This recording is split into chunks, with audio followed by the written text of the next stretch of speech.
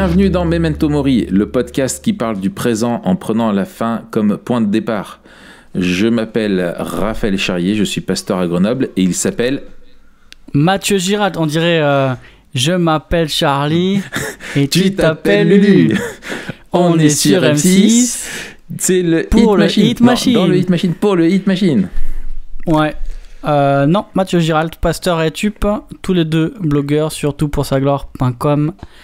C'est pas le Hit Machine. Tu crois qu'il ici. existe sur Spotify un top 50 étup? Ils font des top 50 des musiques selon les... C'est vrai, il y a des top 50 selon les villes? Non, selon les pays. Ah, selon les pays. Ouais, je crois. Écoute, serait pas s'il y mal. avait un top 50 selon les tubes, je sais pas à quoi il ressemblerait. C'est une bonne question. Ouais.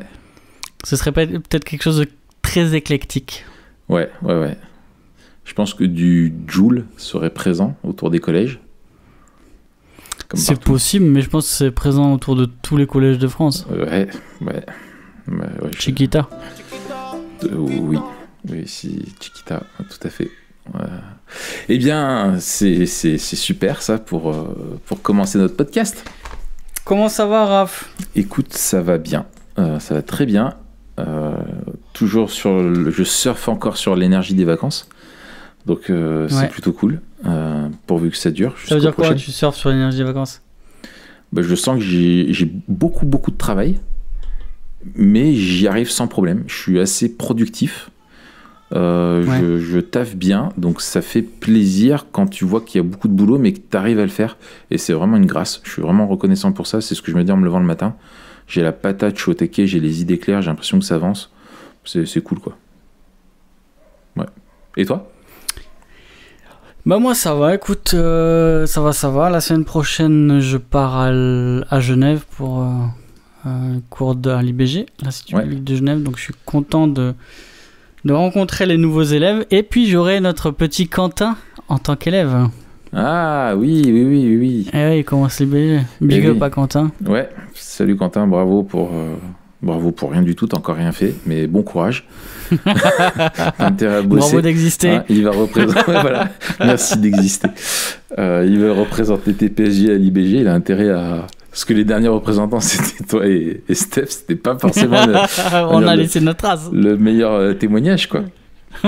Moi, j'y étais pas encore, donc je n'ai pas participé à ce scandale. C'est vrai. Mais c'est bien. Ouais. Et je me souviens que j'avais écrit les articles sur la discipline pendant un cours. Voilà. C'est vrai, on dira pas lequel, voilà. mais... Quand m'intéressait pas, j'écrivais des articles. Tu sais, les mecs, mais présomptueux, quoi. Tu sais, déjà, ils produisent des trucs alors qu'ils ne suivent même pas les cours en classe. C'est n'importe quoi. Mais ils sont très bien, d'ailleurs, ces articles. Ouais. Je pense qu'ils auraient besoin d'être revus un petit peu, mais on n'a pas le temps de niaiser. Hein. On va pas revenir sur des trucs. Est-ce que tu as vu la nouvelle du mois, j'allais dire du jour, mais en fait, elle date de peut-être 2 semaines. Vas-y, dis. La nouvelle du mois. Une végane intente un procès à ses voisins parce que ils font des barbecues et elle peut pas sortir. C'est un holocauste. C'est là, tu l'avais préparé, mon gars. Ah, mais c'est vrai, mon bleu. Et mon gars, quand j'ai vu ça, je me suis dit, ça c'est pour ouvrir un petit Memento Mori. Tu m'étonnes. Et quand tu vois ça dans ton feed là, tu dis mais oh là là. Déjà les gars ils savent pas quoi faire, faire des articles. Oui, c'est ça. Et ensuite les gars ils ont rien d'autre à faire. C'est ça. Oh purée, t'imagines le flic qui a dû... Tu sais, j'imagine le gendarme peut-être, tu vois, qui s'appelle Gérard ou Robert, qui lui-même se sort de son barbecue dans l'arrière-cour de la gendarmerie et au Pastaga avec ses collègues et qui est en train d'enregistrer la plainte. Qui devait se taper des barres. Mais elle a dit, il y avait, je pense que c'est des embrouilles de voisins. Pour elle, c'est délibéré. Ça fait partie d'une campagne pour lui nuire. D'un complot, ouais. Mais ouais, c'est fou. Hein. Bientôt, on n'aura plus le droit de faire des barbecues parce qu'il y a des gens qui seront incommodés par l'odeur. Ouais. Bah écoute, c'est ce que j'ai eu moi. Ah bon? Et ouais. J'ai dû me séparer de mon 3e enfant, mon barbecue Weber. Mais non. Au charbon, mais si, bien sûr. T'as pas de barbecue là, je viens chez toi à la fin de la semaine, t'as pas de barbecue. En fait, je savais pas comment te le dire. Mais t'es un malade. Je sais. J'annule. Je vais en parler à Alex. Ouais, mais purée, écoute, Mais qu'est-ce que tu fous? Qu'est-ce qui se passe? Et ben en fait, ce que je fous, c'est que j'ai fait des gros barbecues, qu'il y a des voisins qui ont gueulé. Il y a des voisins qui ont craqué. Mais pourquoi? Mais les gars, c'est normal de faire des barbecues. Dans une copropriété, comme je suis en immeuble, en fait, t'as pas le droit au barbecue au charbon. Et moi, dans mon jardin, je faisais le barbecue au charbon, sauf que t'as l'immeuble au-dessus. Et en fait, c'est vrai qu'avec le charbon, ça envoie une fumée, mais c'est un truc de taré, quoi. C'est une usine, le truc. C'est une usine à steak. C'est du coup, t'es passé à l'électrique ou? Je suis passé à l'électrique. Ah, écoute, c'est à l'électrique ou au gaz? À l'électrique. À l'électrique, t'as même pas de feu, quoi. T'as pas de flamme, quoi. Non, t'as juste du chaud. T'as juste du chaud, ah là là. Non, mais c'est exactement comme si tu le faisais sur ta plaque de cuisson. Autant faire avec un sèche-cheveux, quoi. Ouais, ou faire à souder, tu sais, dessus, tu vois, comme ça. Mais j'étais vraiment ça me rappelle triste. une vidéo que j'ai vue, c'est une chaîne YouTube, je sais plus comment elle s'appelle. Ils font des défis, et là, c'était une chef qui devait faire un repas, donc entrée, plat, dessert, avec un fer à repasser. Avec un fer à repasser. Oh, bah, des œufs au plat, ça va. Et oui. Franchement, mais je mettrai le lien parce que il redouble d'imagination. C'est vraiment très très bien et c'est assez plaisant à regarder. Oui, je crois qu'elle en fait un autre juste avec une bouilloire. Elle doit avoir plusieurs trucs comme ça. Ah non, avec une cafetière. Ça, c'est très très fort, mon gars. Elle a une cafetière et elle doit faire 3 plats. Waouh. Et c'est pas mal. Et c'est vraiment pas. Et t'as même envie de le manger. Ah ouais, carrément. Donc voilà. Ouais. Mais. Ouais. Ouais, donc du coup, bah, on se fera un barbecue électrique, quoi. Ça sera. Ok. Ça sera comme ça. Mais sache que ça a été dur pour moi. Donc bah, mon père, mais du coup, il est où? Bah, chez mon père. Donc lui, il est content parce qu'il a une maison à la campagne. Il se retrouve avec le gros barbecue de compète. Et moi, bah, bon, je me suis fait plaisir pendant 1 an et demi, mais en plus, j'ai regardé. En fait, on l'a acheté, on savait pas. Mais c'est vrai, quand tu regardes les règlements de copro et tout ça, donc bref, il fallait que je me mette dans les règles, quoi, tu vois. Mais franchement, ça a été un déchirement. Je voulais organiser une petite cérémonie et lui dire au revoir, et etc. J'ai préparé une homélie, mais bon. Mais bon, voilà, c'est comme ça. C'est comme ça. Bien. Ok. Alors aujourd'hui. Yes. Aujourd'hui, retour sur expérience. Retour sur une expérience, tout à fait. Puisque il y a de ça quelques mois, oui. Quoi, 2 mois, 3 mois. Mais plus c'était en mai, début mai. Ah, début mai, pendant que Léon est naissé. Mai 2019, ouais. Tu es parti à Washington, D.C. Non, alors on dit à D.C, tout court. Ah, on dit à D.C. Ouais, voilà. Mais ça, c'est le club des gens qui y sont déjà allés, tu vois. C'est vrai, ben moi j'y suis déjà allé, figure-toi. D'accord. C'est pas grave. Mais voilà, parce qu'il y a l'état de Washington qui est au nord-ouest des États-Unis. Donc là, t'es allé à D.C., donc la ville avec la Maison Blanche, tout ça. Il y a beaucoup de comiques à D.C. D'ailleurs, oui. Ils sont d'ici. Ils sont d'ici et pas d'ailleurs. Et pas d'ailleurs. Ouais. Donc il y a 2 choses, des gens qui travaillent au FBI. Oui. Et Marc Dever. Ouais. Et je suis oui, c'est ça exactement. Tu peux résumer les choses comme ça. C'est le seul qui travaille pas au FBI. Je suis passé devant le building Edgar Hoover du FBI. Ouais. Je voulais le voir quand même parce que tu le vois dans plein de films. Et c'était génial parce que, bah pareil, comme j'étais jet-lagué, j'étais à 5h30, je crois que je suis sorti de l'hôtel et je commençais à faire le tour un peu des buildings. Et j'étais au matin et j'ai vu tous les mecs qui arrivent pour bosser au FBI et qui rentrent et qui arrivent avec le petit kawaii bleu marine marqué FBI derrière. Il y avait des gars avec le flingue et la ceinture, d'autres en costume, tu sais, avec la carte, et ils rentraient dans le truc. Je me disais, purée, c'est des vrais agents du FBI. Ouais. Ça me faisait tout bizarre. Pour moi, c'était des héros, tu vois. Mais le FBI, c'est pas la CIA, tu vois, c'est pas des agents secrets. Non, mais le FBI, ils font du lourd quand même. Ils font pas que du renseignement, quoi. Tu vois, ils font des enquêtes. Mais c'est quand même moins. Ah, moi, j'aime bien. Hein. Moi aussi, j'aime bien. J'aime bien. Mais c'est pas la CIA, quoi. Ouais. La CIA, c'est dark. Le FBI, c'est des mecs qui boivent du thé, quoi. Ouais. Ok.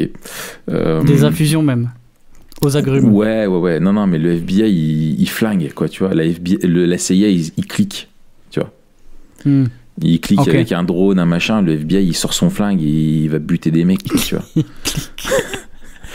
Alors, donc, qu'est-ce que tu allais faire, là-bas? Raconte-nous. Je suis allé en stage à Nine Marks.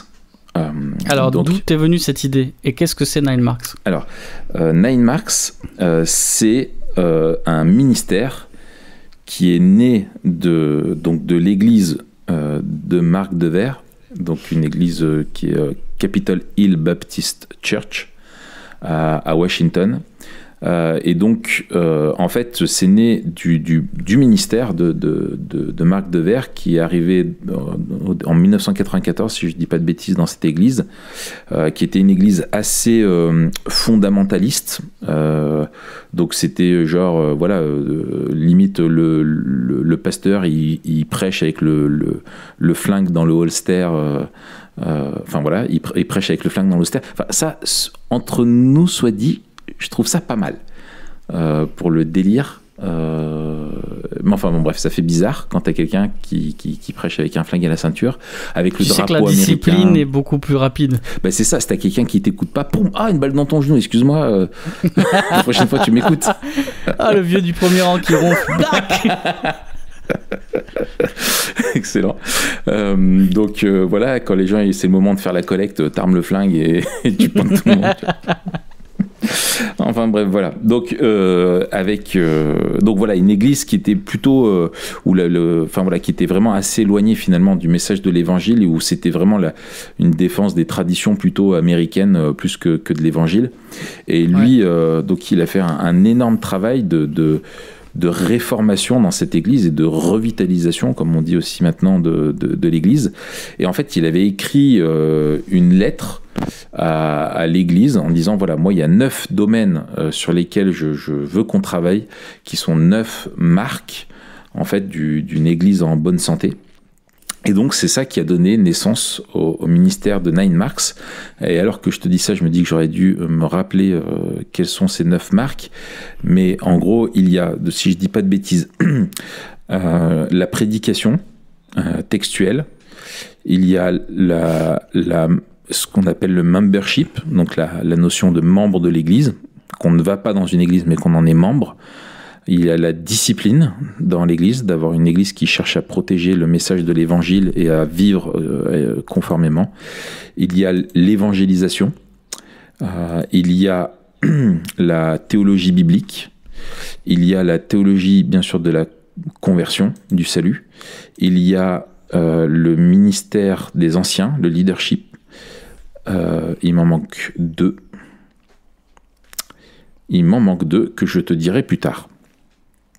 Ok, voilà. Très bien. Et ça on peut connaître facilement aussi la philosophie de ce ministère avec 2 livres en particulier, en français. Oui. Alors maintenant plus, d'ailleurs on va parler de la collection. Mais... Oui, on va parler de la collection. Il y a bien sûr un des livres de Marc Devers qui s'appelle l'Église intentionnelle. Donc c'est les 9 marques d'une église en bonne santé. Donc c'est là-dedans qu'il développe un petit peu ça. Le deuxième dont tu voulais parler, c'était lequel ? C'est l'église bilan de santé, non ? Ah oui, l'église bilan de santé, tout à fait. Ouais. L'église bilan de santé qui est peut-être introductif. Tous les 2, c'est chez Clé, la collection IBG Réflexion, il me semble. Ouais. Et mais on mettra les liens. Qui sont vraiment des bouquins qu'il faut mettre entre les mains de tous les responsables d'église et tous ceux qui veulent vivre l'église vraiment. Et donc, voilà. Donc, c'est ça un petit peu. Et donc, après, Nine Marks s'est développé et est devenu un ministère. Alors, ils ont commencé à vivre ça au sein de leur église. Ils ont mis ça en place, lui, avec les anciens. Et voilà, il y a eu tout un processus de travail dans le fond de l'église. Et puis, ça a porté ses fruits. Vraiment, Dieu a béni ce ministère-là. Marc Devers est vraiment, je pense, un homme hors du commun en tant que serviteur de Dieu. Vraiment, pas juste un prédicateur ou un théologien, mais on vraiment... peut dire que c'est un peu un peu la trempe des gars comme Al Mohler, c'est des visionnaires, des gars avec un charisme incroyable, avec une intégrité incroyable, avec une intelligence incroyable. Ouais, une productivité incroyable et un discernement aussi. Et au-delà de ça, moi, ce qui m'a vraiment frappé avec Marc Dever, c'est que c'est un gars qui parle de l'Église, mais c'est un pasteur, et c'est un vrai pasteur. Et sa priorité a toujours été son Église locale. Il connaît ses membres. Et il vit vraiment ce qu'il prêche. Et il y a beaucoup de gars, tu vois, qui sont un peu pour nous, qui sommes des jeunes pasteurs dont on suit les enseignements. Tu vois, on connaît les prédicateurs et tout ça, tu vois, qui sont très connus, notamment aussi des États-Unis. Mais tu te demandes, des fois quand je les vois, en fait, où ils enchaînent l'écriture de bouquins, des conférences à droite, à gauche, ils sont dans des églises où tu as je sais pas combien de milliers de personnes et tout ça, tu te dis mais quand est-ce qu'ils sont avec les gens, quoi, tu vois, quand est-ce qu'ils s'occupent de personnes, quand est-ce qu'ils, voilà. Donc au niveau de doctrine, il y a tout ce qu'il faut, mais tu te dis mais est-ce qu'il y a vraiment un vécu derrière? Et en fait, tu vois, chez Marc Dever, le gars te parle des membres de son église, il en pleure, quoi.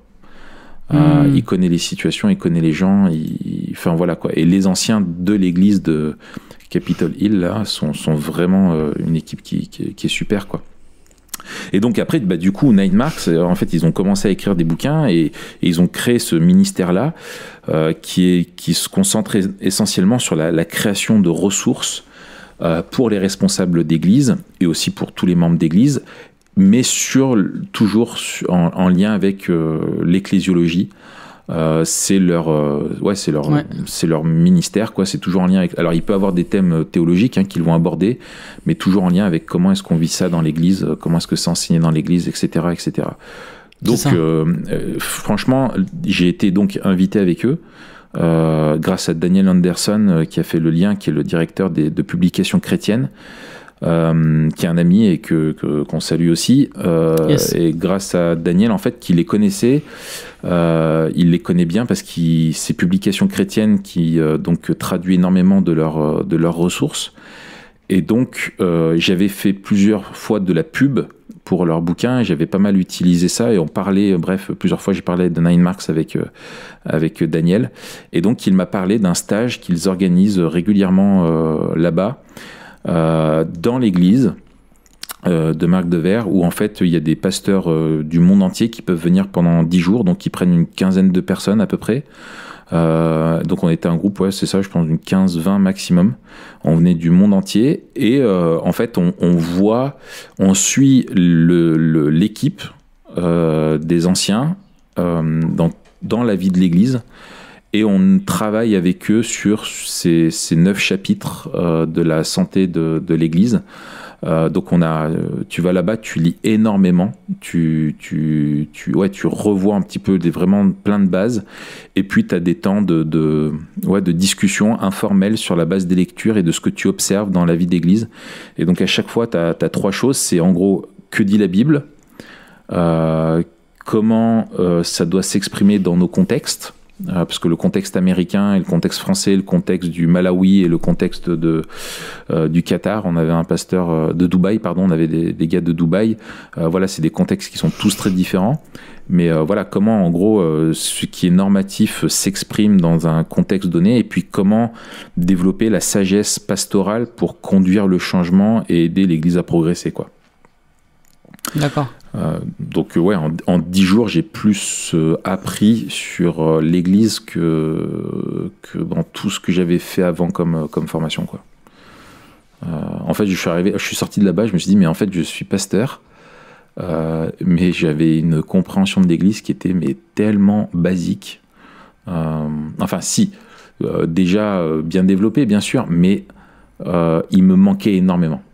Et par exemple, ça m'a... c'est quoi les 3 choses, peut-être t'en as plus, mais commençons par 3 choses que tu retiens à la fois qui a fait avancer ta compréhension de l'église, et qui ont changé peut-être ta vision du ministère, et ta pratique du ministère? C'est quoi les trucs qui t'ont marqué? C'est une bonne question.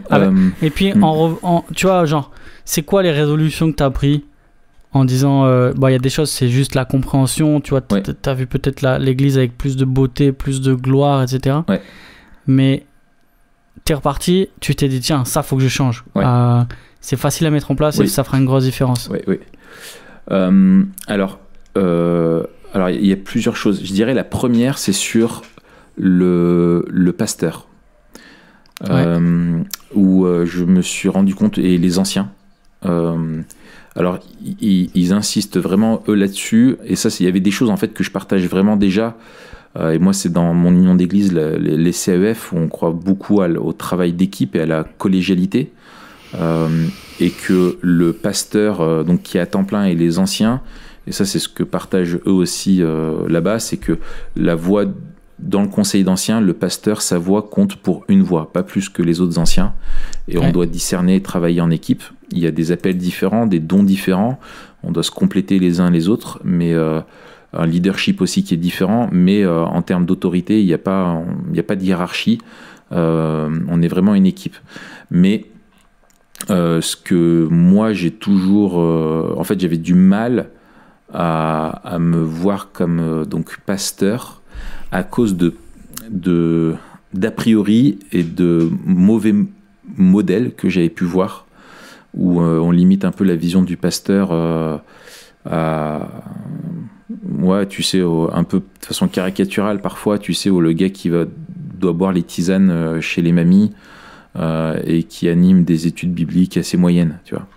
Et moi, tu veux dire que tu avais du mal T'avais du mal à te dire pasteur parce que tu correspondais pas à une certaine vision. Voilà, c'est ça, une vision qui est surtout culturelle et pas biblique.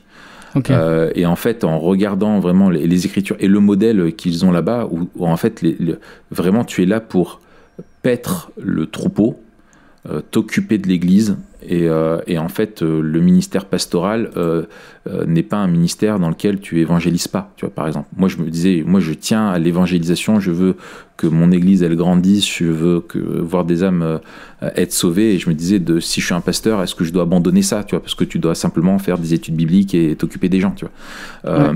Mais en fait, c'est pas du tout ça.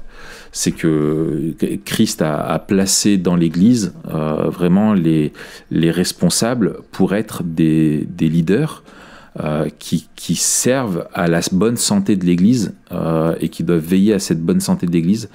Et ça comprend donc toutes les facettes du ministère qui s'expriment. Et notamment avec le fait que de ce que j'ai vu chez eux dans leur ministère, et qui m'a encouragé, c'est une vraie confiance dans la puissance et l'autorité de la parole de Dieu dans l'Église. Ouais. Et ils se cachent derrière la parole de Dieu systématiquement. Et vraiment, et c'est ce que, tu vois, j'ai demandé des conseils à Devers. Je dis, voilà, c'est quoi en gros vos conseils pour perdurer dans le ministère? Et il m'a dit, prie, fais confiance en la parole de Dieu, et reste. Et ça, c'est le dernier truc qui m'a vraiment chamboulé. Et il a reste dit, en français, hein. Ouais, stay. Oui, voilà, en anglais. Et il m'a dit, reste. Et en fait, lui, il se bat contre un petit peu des fois des pasteurs qui passent d'église en église, où tu as un mandat et puis quoi qu'il se passe après, comme si un peu des plans de carrière. Où tu viens dans une église et puis après tu pars dans une autre et tu cherches toujours, il dit, et toujours les pasteurs cherchent souvent des églises plus grandes, plus voilà, et tu vois, et l'église finalement devient est utilisée par le pasteur pour sa carrière. Et en fait, lui dit, mais si Dieu t'a placé pour prendre soin d'une église et veiller à sa santé, il faut que tu restes dans l'église et que tu la serves. Et je reconnais que moi, cette peur du ministère pastoral et cette peur d'être bouffé et de ne pas tenir à long terme, je me disais toujours, oui, mon mandat est une porte de sortie, et après passer à autre chose ou une autre forme de ministère, etc. Et ça m'a vraiment remis en question, où en fait, je me suis dit, mais il faut que si je reste, je serai patient. Si je sais que je dois rester, je peux être patient avec l'Église et accepter qu'il y a des choses qui prennent du temps pour changer, qu'il y a il faut pas aller trop vite, etc. Et que c'est sur le long terme qu'on voit les fruits. Et si on fait confiance à la parole et que on exerce vraiment un leadership par la parole de Dieu dans l'Église, eh bien, on verra des fruits, quoi. Ok, donc ça c'est une première chose. Et puis ça, cette vision du ministère, on peut retrouver ça dans le petit bouquin Les Anciens, c'est ça? Ouais, exactement. Ouais. Tu le retrouves dans le livre des Anciens. Tu le retrouves dans d'autres livres. En fait, ceux qui lisent l'anglais, vraiment, je vous encourage à lire les bouquins de Nine Marks qui touchent à l'Église sur tous les différents sujets, sur le sujet de la parole de Dieu aussi dans l'Église. Il y a un livre très très bien qui a été écrit par Jonathan Leeman, donc qui est un des théologiens de Nine Marks. Je me retourne pour dire le titre exact, c'est Word Centered Church. Donc une église centrée sur la parole, qui est un petit peu pas un jeu de mots, mais avec une église centrée sur l'évangile, où lui, il rappelle vraiment l'importance de la parole de Dieu dans l'église, parce que c'est au travers de la parole de Dieu que Dieu parle à l'église, et par la puissance du Saint-Esprit qui nous aide à la comprendre, quoi. Et donc voilà, c'est un très très bon bouquin aussi. Donc c'est ça. C'était quoi la question déjà? Tu peux répéter la question? La question, c'est quoi les trucs deuxième chose? Ouais, la deuxième chose. Quoi ouais, la deuxième chose, c'est je me suis rendu compte qu'on ne réfléchit pas du tout assez, d'une manière générale, à nos cultes. D'accord. En fait, leur culte à eux est vraiment comment dire, intentionnel, pour reprendre un mot qui leur est cher. Ouais. Et que nous, en fait, je suis convaincu que si tu demandes à la majorité des anciens que tu as dans les églises et de nombreux pasteurs, tu leur demandes pourquoi est-ce qu'il y a le culte et qu'est-ce qu'est le culte vraiment. En fait, on ne sait pas pourquoi on fait les choses. Et en fait, eux, ce qui m'a frappé, c'est que tous les membres de l'église savent vraiment quel est le rôle du culte, qu'est-ce que Dieu veut y faire, et voilà. Et ce qui fait que, bien sûr, ils ont des convictions théologiques très fortes par rapport à ça, notamment aux principes régulateurs, qui, de façon simple, expriment que la façon dont on doit adorer Dieu nous est révélée également dans les Écritures, et on ne choisit pas d'adorer Dieu comme on veut, pour faire simple. Et du coup, en fait, ils réfléchissent vraiment à comment est-ce que le culte peut être un moyen de grâce que Dieu va utiliser, dans lequel il va se révéler, et nous, on va pouvoir lui répondre et l'adorer. Comment est-ce que le peuple de Dieu va pouvoir vivre la confession de ses péchés et recevoir le pardon de Dieu au moment du culte. Et tu as vraiment des cultes qui sont vraiment, vraiment, vraiment très bien construits. Ils réfléchissent en équipe, c'est-à-dire que le prédicateur, le président et celui qui conduit la musique choisissent ensemble les chants. Pourquoi tel chant? Quand est-ce qu'on le place? Qu'est-ce qu'on vise avec ça, etc. Enfin, tu vois, tout est vraiment réfléchi, et en fait, ça se sent, quoi. Est-ce qu'ils ont une liturgie fixe là-bas? Assez fixe. Alors, sur deux cultes, ça changeait pas mal, mais en tout cas, les éléments de la liturgie essentielle sont toujours présents. Après, ils sont moins rigides que peut-être que tu pourrais retrouver chez des réformés évangéliques, par exemple. Ouais. Ils ont plus de souplesse dans la façon dont tu structures la liturgie.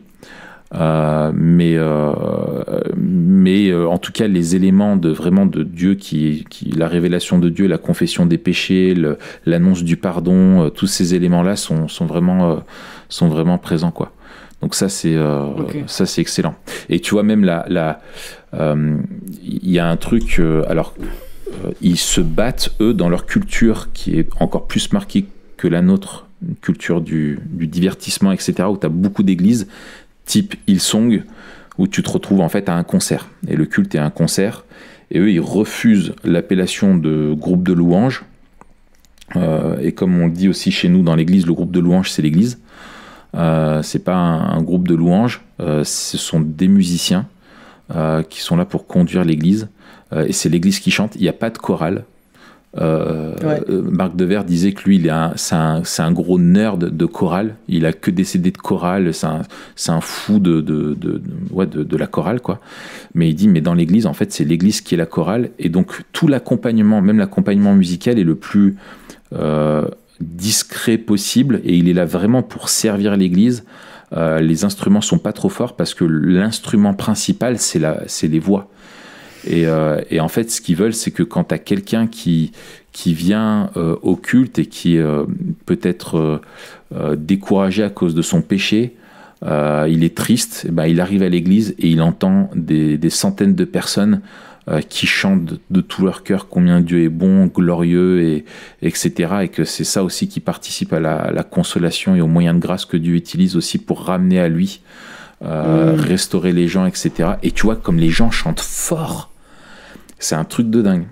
Et là encore, je termine là-dessus, après tu pourras me poser, on va continuer, mais là où j'ai pris une leçon, c'est que, tu vois, moi, dans les cultes, en fait, comme je vois tout plein de trucs à faire, et qu'est-ce que je fais ? Je m'occupe des choses souvent qui ont à faire. Tu vois, si je prêche pas ou si si j'ai pas un rôle actif dans le culte, tu vas voir, bref, tu vois des trucs techniques, tu vois, tout bête, où les gens, je sais pas, qui n'ont pas pensé à je dis n'importe quoi, à lancer la clim ou allumer tel truc, ou est-ce que telle personne a pensé, tu vois, qu'il y a des trucs qui vont pas, et tout ça, t'es toujours de partout.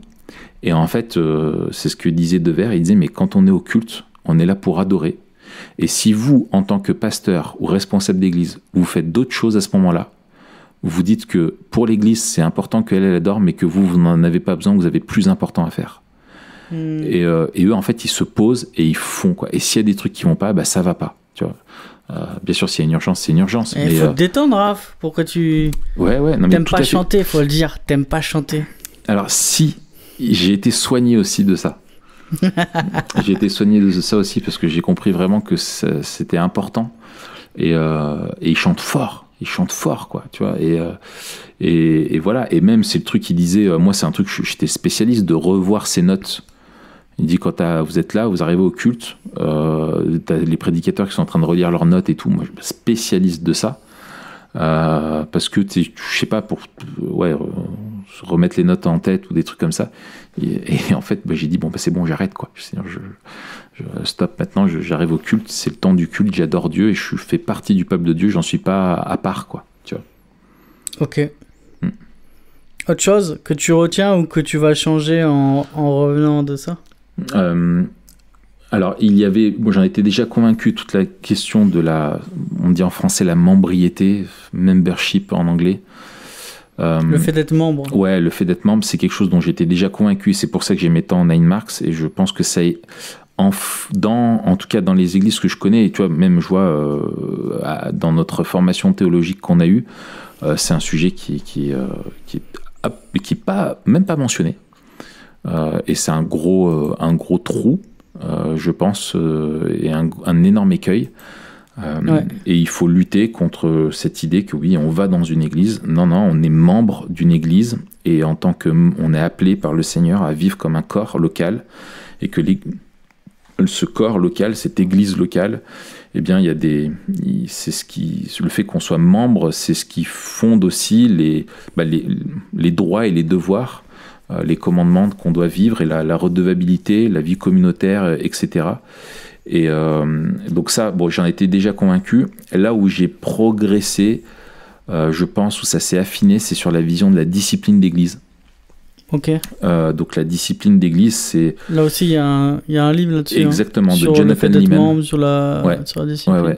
Que j'avais lu avant d'y aller. Et en fait, on a pu beaucoup en parler là-bas. Ça a été un des sujets essentiels. Et donc, en gros, la question de la discipline d'église, c'est la question qui intervient quand il y a quelqu'un qui se dit chrétien, qui est membre de l'église, et en fait, qui vit dans le péché, mais sans en manifester le désir de repentance. Donc, quand on a quelqu'un qui vit dans une situation de péché, mais qui lutte contre son péché, on n'a pas de discipline.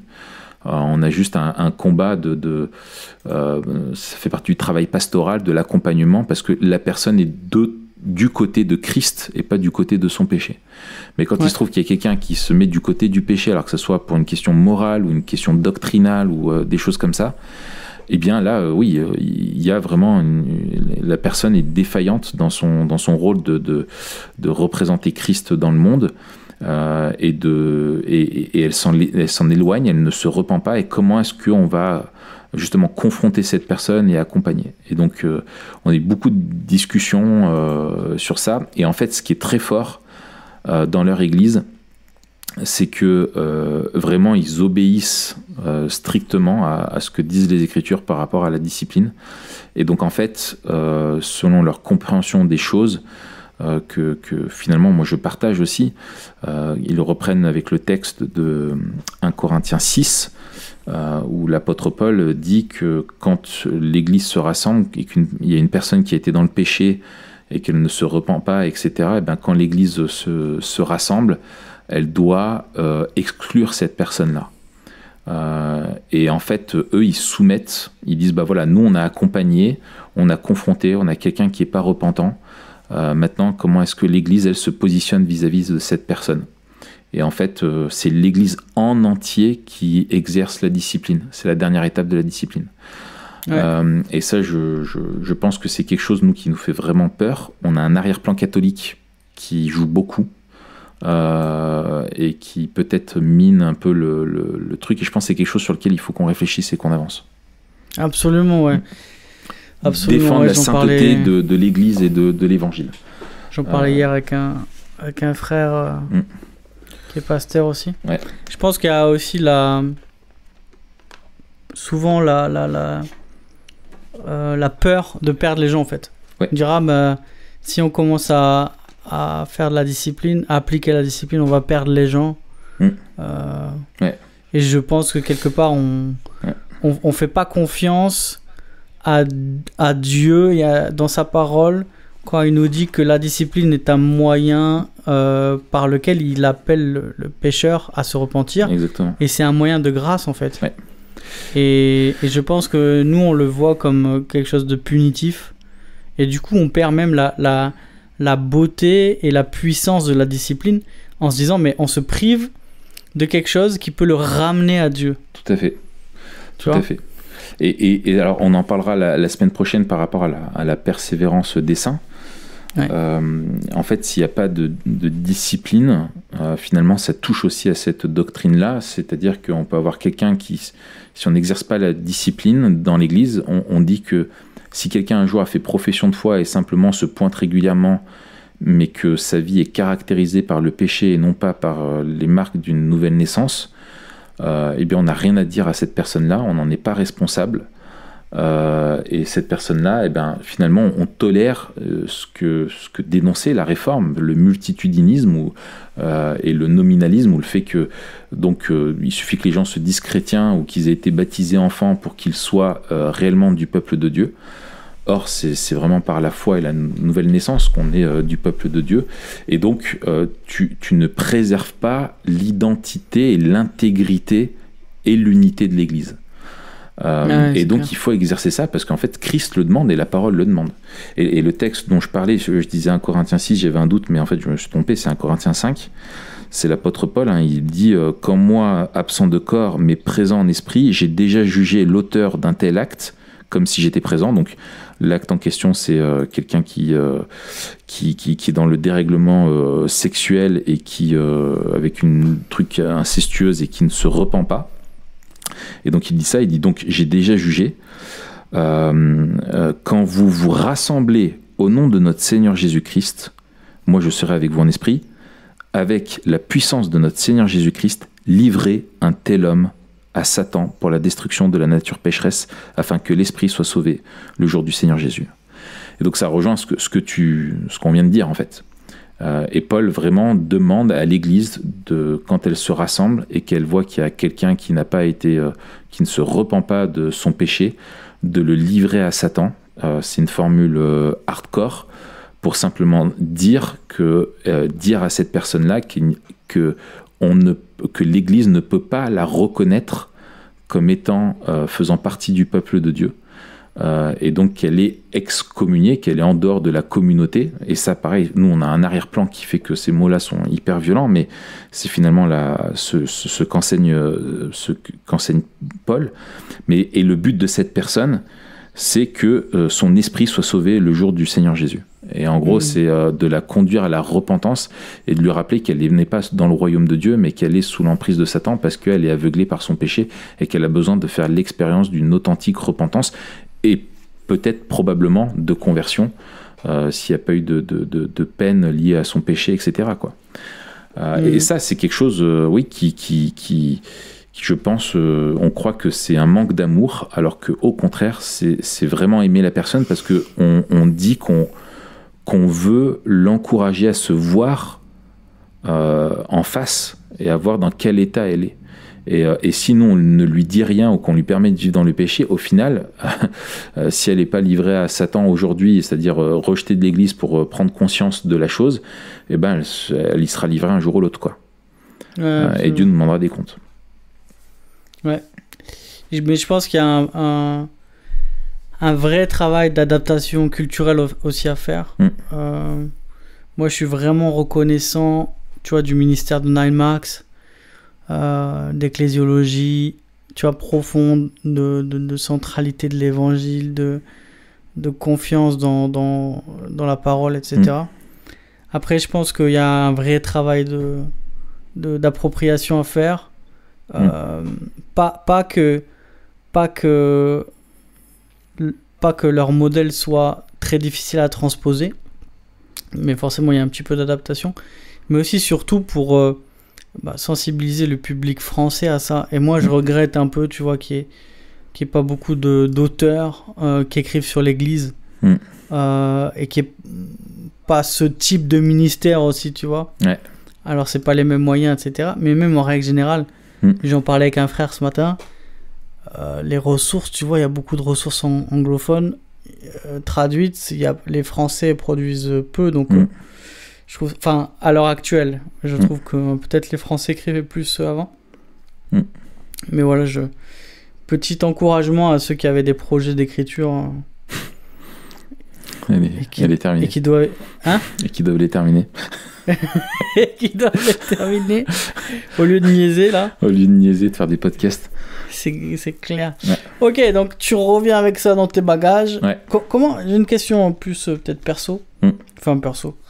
Comment l'Église a perçu, et notamment peut-être tes collègues anciens, ce déplacement? Est-ce qu'ils l'ont perçu comme un encouragement alors peut-être c'est difficile d'y répondre comme ça en public. Je te pose la question, mais peut-être ça, on peut en tirer des leçons pour nous, tu vois. Est-ce qu'ils l'ont perçu comme un encouragement, ou est-ce qu'il y a eu aussi peut-être de la résistance, tu vois? C'est pas les Anglais qui vont nous apprendre comment on doit faire chez nous. Ouais. C'est une bonne question. Alors bien sûr, si j'y suis allé, c'est qu'ils étaient tout à fait ok que j'y aille et qu'ils y ont vu l'intérêt. Je pense qu'il y a c'est la différence entre un pasteur et un ancien, ou voilà, quelqu'un qui vraiment qui est à temps plein dans le ministère au service de l'Église. C'est que lui, il baigne dans un univers et un espèce de microcosme où il est au courant de qui sont les références, qui sont les incontournables, etc. Et quand moi j'ai su que je pouvais aller, que j'étais invité à un stage Nine-Max, j'ai bondi, quoi. C'était un truc, c'était une autre opportunité de taré, quoi. Mais pour la plupart, enfin voilà, les gars, si je prends l'exemple des anciens, moi, ils avaient déjà entendu le nom de Marc Dever, ils avaient peut-être lu un bouquin ou deux. J'aurais même pas demandé ce qu'ils avaient lu précisément, peut-être l'Église intentionnelle il y a quelques temps quand il était sorti. Mais pas plus que ça, tu vois. C'est pas non plus des méga stars, tu vois, enfin comme un peu MacArthur, tu vois, par exemple, qui est peut-être beaucoup plus connu, tu vois, par un grand public. Voilà, parce que eux, ils ont un sujet qui est beaucoup plus restreint, quoi. Donc du coup, il a fallu que je leur explique. Et en fait, ce qui a convaincu, vraiment du bien fondé de ça, c'était que justement à Nine Marks, ils sont convaincus qu'il faut distinguer les choses, c'est-à-dire les éléments bibliques qui eux ne changent jamais, la parole de Dieu par l'esprit crée l'Église, quoi, hein, littéralement. Hein, je veux dire, l'Église, elle a rien besoin de plus, elle a besoin que de la parole de Dieu. Et donc ça, c'est une conviction que nous on a aussi. Voilà, et que la parole de Dieu doit être au centre de la vie de l'Église. Mais après, c'est sur les formes. Le but même de Nine Marks, eux, ils disaient ne parlez pas de Nine Marks, faites attention, mais parlez de ce que disent les Écritures, quoi. Tu vois. Et en fait, c'est ça. Et c'est comment les principes bibliques dans notre contexte doivent se traduire dans notre contexte. Et ça qui était bien, c'est que c'est un stage international et le but justement c'est de permettre et moi c'était hyper enrichissant de discuter avec un Brésilien, un Irlandais, un gars voilà de Dubaï, un autre d'Afrique du Sud, l'autre du Malawi, ensemble de comment est-ce qu'on gère la discipline dans nos églises, comment est-ce qu'on gère, voilà. Et ça t'aide à te rendre compte de des propres éléments culturels que tu as donc toi, mais que tu prends pour être des éléments bibliques. Et en fait, d'être sorti de ta culture et d'être avec d'autres personnes qui sont sorties de leur propre culture, ça te permet de te rendre compte de ce qui est vraiment des Écritures et ce qui est de ta culture. Et après, dans les échanges, c'est vraiment d'arriver à avoir la sagesse justement pastorale et que la question de la santé de l'Église, on voit tous des domaines où on se dit il faudrait plus de fidélité à la parole. Dans toutes les églises, il y en a où on a tous à progresser, même l'église de Devers, enfin il n'y a aucune église qui est exempte de ça. Et en fait, que ce travail-là, il prend des années et il faut de la persévérance, de la fidélité, de l'intégrité face à la parole et d'y aller progressivement. Et donc, ce qui est intéressant, moi, après, plein de gens de l'Église m'ont demandé des retours et j'ai dit, mais en fait, les retours sont avant tout pour les anciens, pour qu'ensemble, nous, on puisse réfléchir sur ce que moi, j'ai vu là-bas et j'y suis allé avec non pas simplement mes questions, mais les questions pour notre Église, à nous, là où on en est dans nos étapes de croissance. Donc oui, ça c'est... il a fallu prendre le temps d'expliquer. Il faut toujours prendre le temps d'expliquer. Ça c'est évident, quoi. Excellent. Et du coup, tu avais envie de nous parler de l'intentionnalité. Oui. En quoi... Parce que c'est vrai que le bouquin dont on parlait au début, là, l'église intentionnelle, c'est intéressant. Alors, intentionnel, c'est devenu un mot un peu courant, tu vois. Mais ça fait quand même quelques années. Pourquoi ils ont choisi ce titre-là, l'église intentionnelle ? Est-ce que c'est quelque chose qui reflète d'ailleurs Est-ce que c'est un mot qui a été choisi par l'éditeur français ou est-ce que ça reflète vraiment le ministère de Nine Marks ? Si, ça reflète vraiment la façon dont eux-mêmes vivent l'Église là où ils sont. C'est-à-dire que, en gros, intentionnel, comment dire, c'est de faire les choses en étant conscient de ce que tu fais, de pourquoi tu le fais, quelles sont tes intentions dans ce que tu fais. Et de savoir pourquoi tu fais ce que tu fais et est-ce que tu sais si tu fais ce que tu dois faire. Tu m'as compris. Voilà, c'est en gros voilà pourquoi tu fais les choses et est-ce que tu sais si tu dois savoir pourquoi tu les fais. Tu m'as compris. C'est parfaitement clair, quoi. Exactement. Pourquoi on fait ce qu'on fait et pourquoi le fait-on ainsi. Voilà. Et comment devons-nous le faire. Voilà, et qu'est-ce que Dieu attend de nous. Et en fait, et moi c'est ça que je trouve excellent, c'est que dans tous les domaines que j'ai pu observer, tu vois, par exemple le culte, eh bien non seulement les leaders travaillent avec beaucoup de préparation et d'intention pour avoir un culte vraiment qui est réfléchi et qui va être vraiment nourrissant, qui va être confrontatif, qui va être aussi accueillant pour les non-chrétiens, etc. Et en même temps, comment est-ce que tu transmets ça à l'Église ? Et c'est l'engagement des membres dans leur Église est assez fort, parce que la culture de l'Église est très forte. Quand je parle de la culture, c'est la culture de la prise de conscience de l'appartenance à un corps local qui est appelé vraiment à glorifier le Seigneur, à se servir, à s'édifier mutuellement, etc. Et les gens sont vraiment conscients de ça, donc ils le transmettent. Dans la façon de conduire les conseils d'anciens, c'est génial parce qu'on a pu assister à comment est-ce qu'ils font les conseils d'anciens. Et en fait, alors il y a des trucs que j'ai trouvé que nous on fait qui font aussi, qui sont excellents dans leur façon de procéder. Il y a d'autres trucs sur lesquels je me dis ouais, on a vraiment à progresser. Mais en fait, ils ont un conseil d'anciens. Quand il y a un sujet pastoral qui est abordé, ils prennent vraiment le temps d'en parler.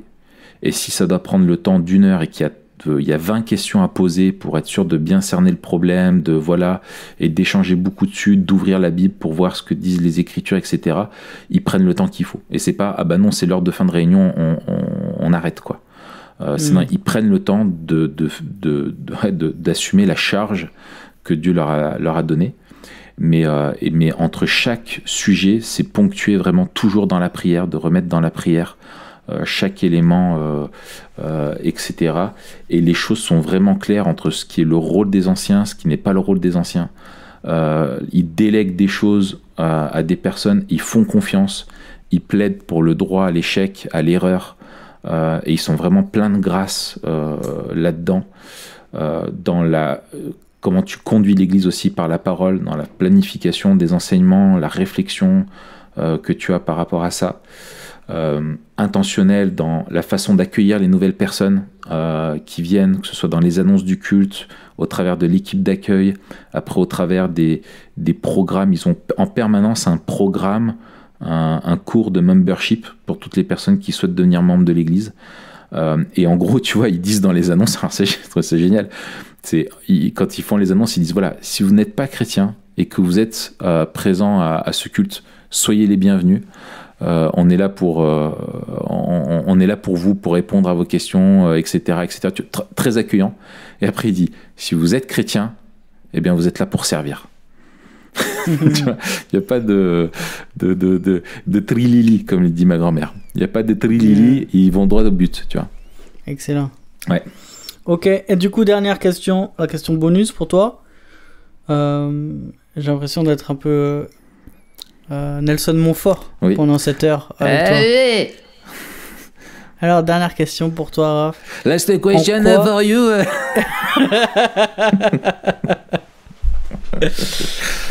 En quoi ce stage de 9 Marks t'aide à vivre Memento Mori? Et tu l'avais pas préparé celle-là? Ouais, ça, alors... Sur le fait qu'il faut vraiment racheter le temps quand on est dans le ministère. Ok. Sur le fait de la beauté de l'Église dans sa perspective de l'éternité. Qu'on est là, pas pour travailler en vain, mais pour la préparer pour le retour du Seigneur. Et ça, c'est super. Et dans le fait qu'on on est appelé à vivre des choses en Église qui sont simplement de l'avant-goût de la réalité céleste, mais on sera bien avec ces mêmes personnes au ciel. Et ce qu'on vit déjà ici n'est pas juste là pour nous occuper, quoi. On est là pour se préparer à la vie éternelle. Excellent. Merci beaucoup, Raph. Eh bien, merci à toi, Mathieu. Merci de m'avoir et merci à David. Entretenu. Tu m'as pas raconté tes journées tourisme à Washington avec tes selfies devant le Lincoln Memorial, tous ces trucs-là. Ouais, mais ça on en parlera ce week-end. Excellent. On se dit à la semaine prochaine. De quoi va-t-on parler la semaine prochaine? Eh bien, nous allons parler la semaine prochaine de la persévérance. Et non pas n'importe quelle persévérance. La persévérance des saints. Tout ce qui est lié à l'assurance du salut. Extrêmement Memento Mori. L'abandon de la foi, exactement. Allez, bonne semaine, Mathieu. Allez, bonne semaine, Raph, à bientôt. Ah, attends. Ah oui. Il faut un mot. Il faut un mot. Il faut un mot. D'ailleurs, big up à toutes les personnes qui écoutent jusqu'au bout et qui mettent les petits mots là. Ouais, c'est excellent. C'est sympa. Ouais. Big up aussi à tous les nouveaux qui nous ont rejoints, qui se sont abonnés là au SoundCloud. Et puis un gros big up surtout à Jean-Pierre qui se reconnaîtra. Jean-Pierre. Ok. Jean-Pierre. Jean-Pierre, on te dit, et voilà. Et alors, le mot, c'est Jean-Pierre. Faites un coucou à Jean-Pierre. En un mot. Voilà. Jean-Pierre. Jean-Pierre. Allez, salut, bonne semaine.